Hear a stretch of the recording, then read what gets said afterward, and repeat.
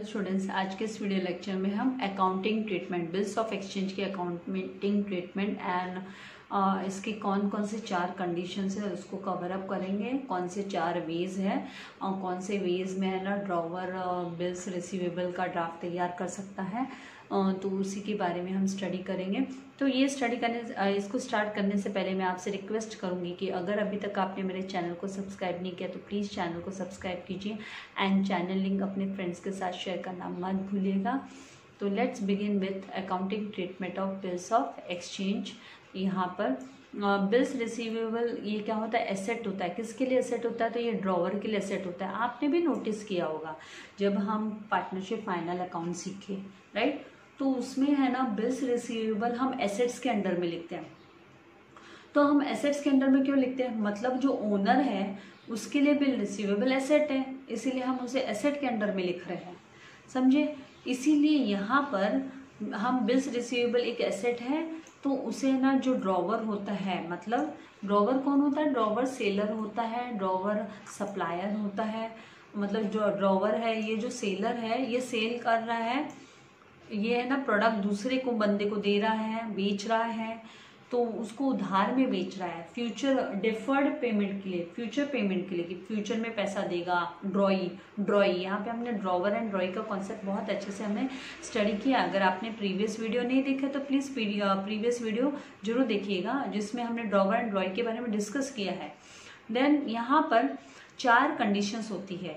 पहली कंडीशन, या तो वो क्या करेगा, बिल को, ड्रॉवर क्या करेगा, बिल को है ना अपने पास एंड तक रखेगा, ड्यू डेट तक। एंड तक मतलब ड्यू डेट तक। 2 महीने का बिल है तो 2 महीने तक, 3 महीने का बिल है तो 3 महीने तक, 4 महीने का बिल है तो 4 महीने तक। तो उसको रखने को बोला जाता है retaining the bill, retaining the bill till the due date. तो इसे कहा जाता है retaining the bill till the due date. तो या तो एक ये कंडीशन हो सकती है, ये तरीका हो सकता है ड्रॉवर का बिल्स ऑफ रिसीवेबल के साथ डील करने का।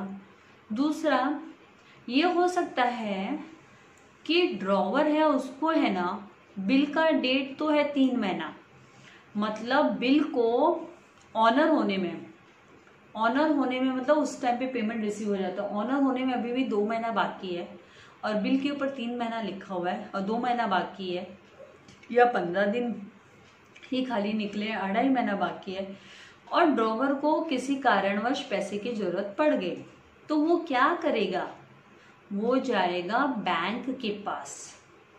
वो अपनी बैंक के पास जाएगा और बैंक को बोलेगा ये बिल आप रखिए, ये बिल्स रिसीवेबल आप रखिए,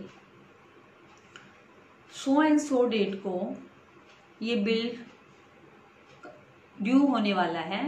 तो उस समय आप इस बिल का जो अमाउंट है, इस बिल में जो मेंशन अमाउंट है, समझ लिए 10,000 मेंशन है, तो इस 10,000 को आप कलेक्ट कर लेना मेरे ड्रॉई से, मुझे अभी आप पैसा दे दीजिए।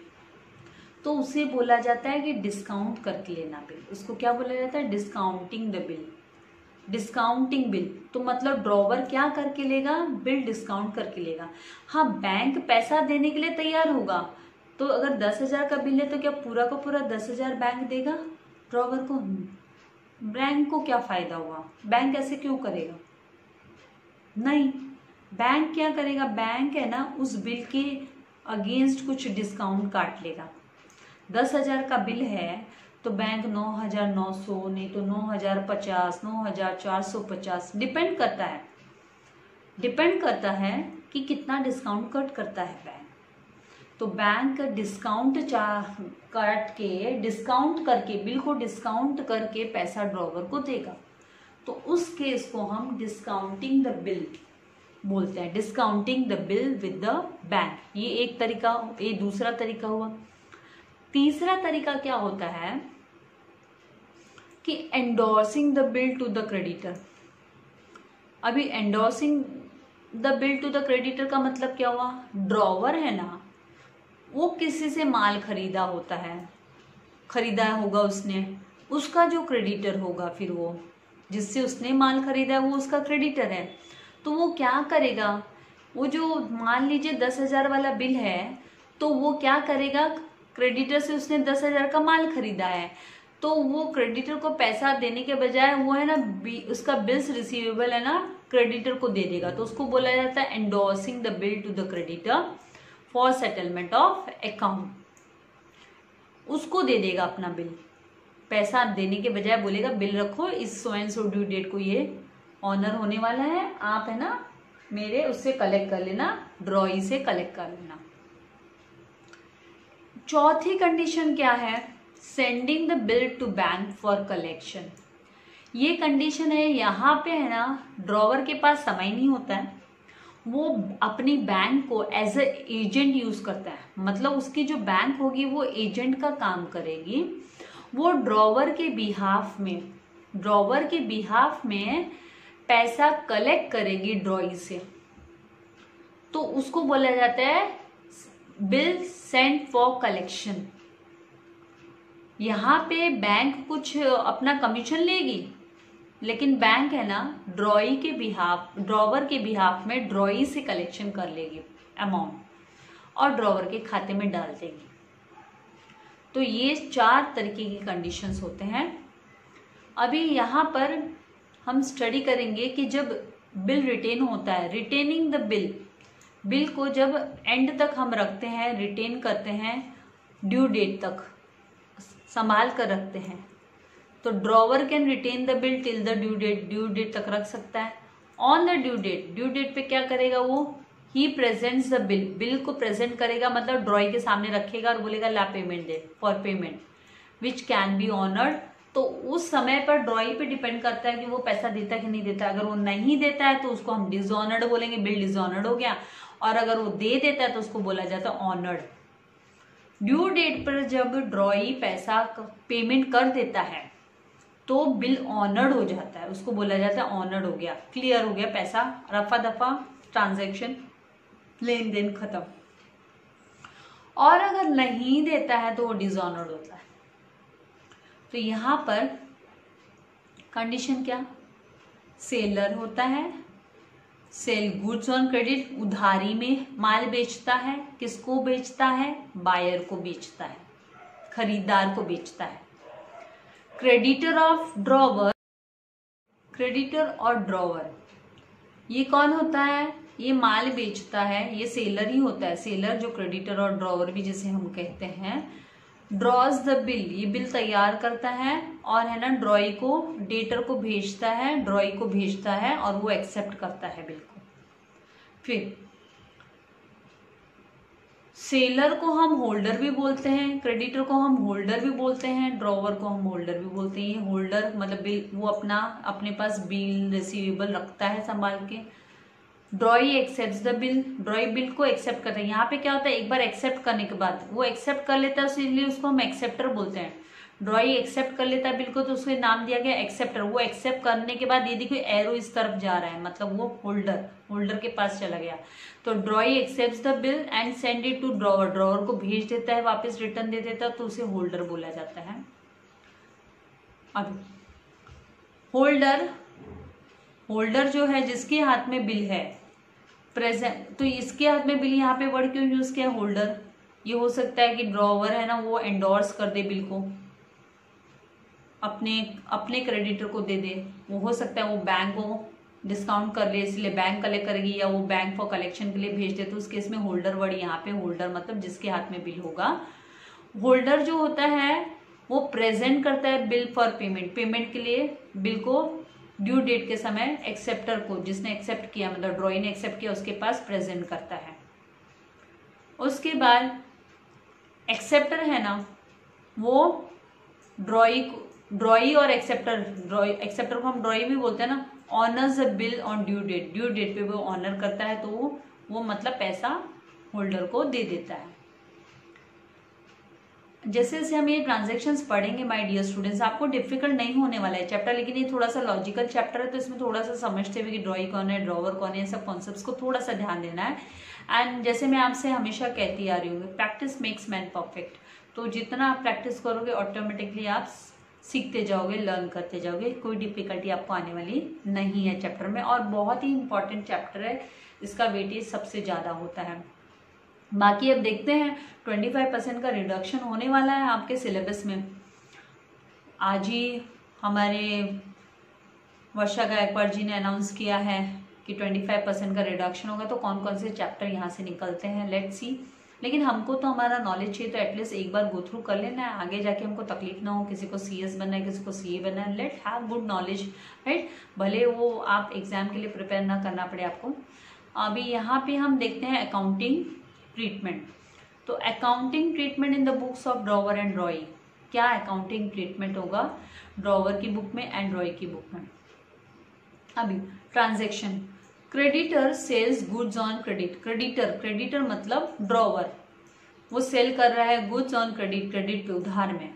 तो उस केस में ड्रॉवर की बुक में मतलब क्रेडिटर की बुक में क्या जर्नल एंट्री फ्रेम होगी, क्या जर्नल एंट्री फ्रेम होने वाली है।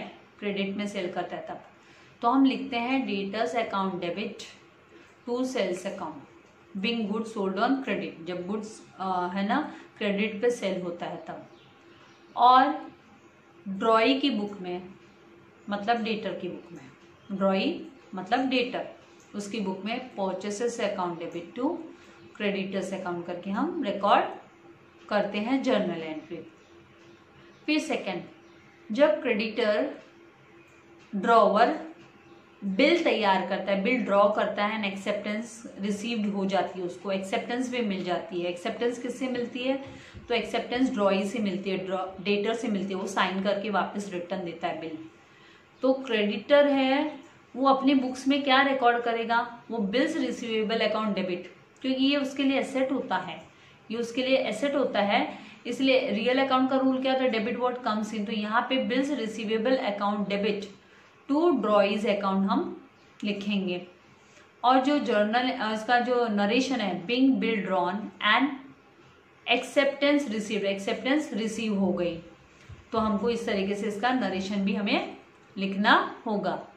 और जो बुक्स ऑफ ड्रॉइंग में क्या आएगा, डेटर की बुक में क्या आएगा, जब क्रेडिटर ने बिल ड्रॉ किया एंड डेटर ने एक्सेप्ट कर लिया तो वो लिखेगा ड्रॉवर्स, क्योंकि वो ड्रॉवर का नाम लिखेगा अपनी बुक पे, ड्रॉवर का नाम लिखेगा। तो drawers account debit to bills payable account, क्योंकि यहाँ पर जो बिल्स पेबल है वो ड्रॉई के लिए, मतलब ड्रॉई की बुक्स में ड्रॉई के लिए वो क्या हो गया, वो उसके लिए लायबिलिटी हो गई। और हम इसके अकाउंट के रूल के हिसाब से जब हम जाते हैं तो लायबिलिटीज को हमको क्रेडिट करना होता है। तो यहाँ पे drawers account debit to bills payable account करके वो बिंग एक्सेप्टेंस गिवन करके हमको लिखना होगा।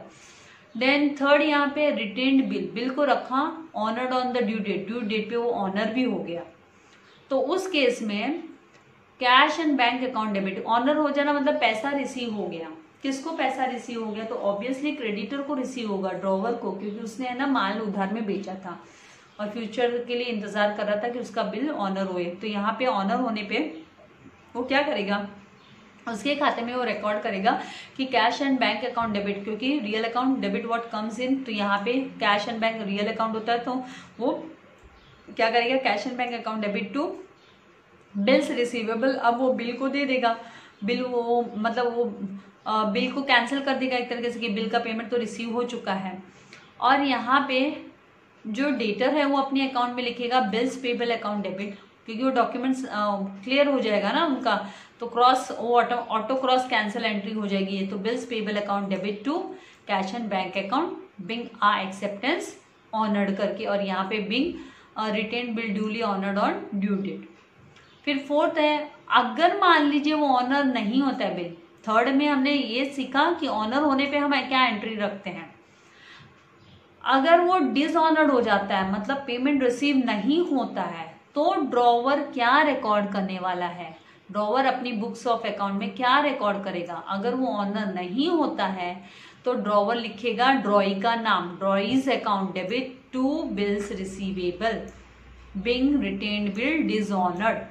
बिल डिसऑनर होने पे आपको ये आपकी जो एंट्री है ना, ये जो सेकेंड एंट्री हमने लिखी है, सेकेंड एंट्री जो हमने लिखी है bills receivable account debit to drawee's account, इसको रिवर्स करके हम लिख देते हैं कि ड्रॉइज अकाउंट डेबिट उसने नहीं दिया है उसने ऑनर नहीं किया है तो drawee's account debit to bills receivable करके हम इसकी जर्नल एंट्री लिखते हैं। Being retained bill dishonoured on due date, dishonoured की एंट्री इस तरीके से हमको लिखनी होती है, क्योंकि ये बिल कैंसिल हो जाएगा। अभी वो डिसऑनर हो गया ना, अभी नया बिल की बात आएगी, ये तो कैंसिल हो गया एक तरीके से इसे, और हम ड्रॉई के खाते में लिख देंगे कि है ना ये डिसऑनर हो गया है करके। और ड्रॉई क्या करेगा, अपनी बुक में क्या लिखेगा, bills payable account debit to drawee's account. यहाँ पे उसकी लायबिलिटी इंक्रीज हो गई, ड्रॉई को तो उसे देना पड़ेगा, पैसा छोड़ने वाला थोड़ी ना है। तो डिसऑनर्ड की एंट्री आपको रिवर्स एंट्री दिखानी है। जो आपने सेकंड एंट्री यहाँ पे drawers account debit to bills payable दिखाया था, उसको आपको रिवर्स करना है। यहाँ पे ड्रॉवर आना चाहिए, यहाँ पे आपको एरर का करेक्शन आपके टेक्स्ट बुक में भी है तो ये कर लेना है। यहाँ पे ड्रॉवर लिखना है आपको, bills payable account debit to drawers, यहाँ पे ड्रॉवर्स आना चाहिए, ड्रॉवर्स अकाउंट करके आपको लिखना है। देन फिफ्थ यहाँ पे क्या बोला है कि रिटेन्ड बिल डिसऑनर हो गया on due date and noting charges paid by drawer. और जैसे मैंने आपको कॉन्सेप्ट सिखाया है कि नोटरी करवानी पड़ती है, तो अगर है ना नोटरी चार्जेस देने पड़ते हैं तो उसकी एंट्री कैसे होगी। अगर नोटरी चार्जेस लगे हैं तो फिर आपको ड्रॉवर की बुक में drawee's account debit to bills receivable account to cash account, जब नोटिंग चार्जेस लगते हैं तब, तो फिर being retained bill dishonoured on due date and noting charges paid.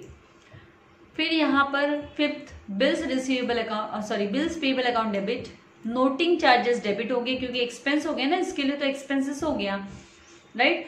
किसके लिए, ड्रॉई के लिए, उसको तो पेमेंट तो करना पड़ेगा, to drawers account being acceptance dishonoured and noting charges payable मतलब देना बाकी है, क्योंकि ड्रॉवर जाएगा नोटरी पब्लिक वाले के पास कि है ना डिसऑनर हो गया करके बिल।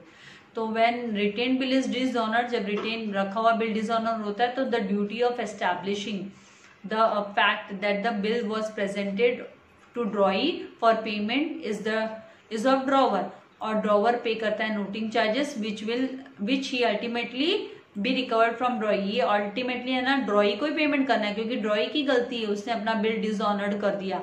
ड्रॉई जो बंदा है जिसने माल खरीदा था उधार में, उसने बिल का अमाउंट पे नहीं किया है, तो उसकी वजह से ये है ना जो नोटिंग चार्जेस लगेंगे, गलती उसकी है। हाँ, टेम्पररीली ड्रॉवर पे कर रहा है इसलिए टू कैश, इसके पास से कैश जा रहा है इसलिए हम क्रेडिट कर रहे हैं उसको टू कैश अकाउंट, लेकिन ये बाद में तो है ना ड्रॉई को ही देना है। तो bills payable account debit to noting charges, उसके लिए एक्सपेंसेस हो गए, टू ड्रॉवर्स अकाउंट करके वो रिकॉर्ड करने वाला है जर्नल एंट्री अपने बुक्स ऑफ अकाउंट्स में। तो इस तरीके से नेक्स्ट वीडियो लेक्चर में मैं आपके लिए जो illustration on retained bill pay क्या इलस्ट्रेशन हमको करना है, कैसे करना है, तो वो मैं आपको कवर अप कराऊंगी। और आज के लिए इतना काफ़ी है। आप इसकी रीडिंग करते रहना और जर्नल एंट्रीज को जरा ध्यान से स्टडी करना। कुछ डाउट हो तो कमेंट बॉक्स में लिखना, लेकिन आपको उसके लिए वीडियो बार बार देखना है। ऐसा नहीं है कि आप एक बार में ही, कभी कभी कोई चीज़ एक बार में नहीं आती है तो आपको कंसंट्रेट करना है, स्टडीज से थोड़ा एफर्ट्स अपने तरफ से भी डालना है, राइट। बिकॉज एवरीथिंग है ना मैं कमेंट बॉक्स में टेक्स्ट नहीं कर सकती, it becomes very difficult for me also ना। मैं वीडियो में एक्सप्लेन कर रही हूँ, मैक्सिमम कोशिश कर रही हूँ, और जैसे फिर हम रिविजन पे आएंगे तो और डिटेल में फिर से वापस आपके रिविजन होते जाएगी, लेकिन आपको भी बार बार करते रहना, रिवाइज करते रहना है। वीडियो को शेयर करना मत भूलिएगा, एंड चैनल सब्सक्राइब नहीं किया तो प्लीज चैनल को सब्सक्राइब कीजिए एंड लाइक करना मत भूलिएगा। Thank you very much, god bless you all dear students.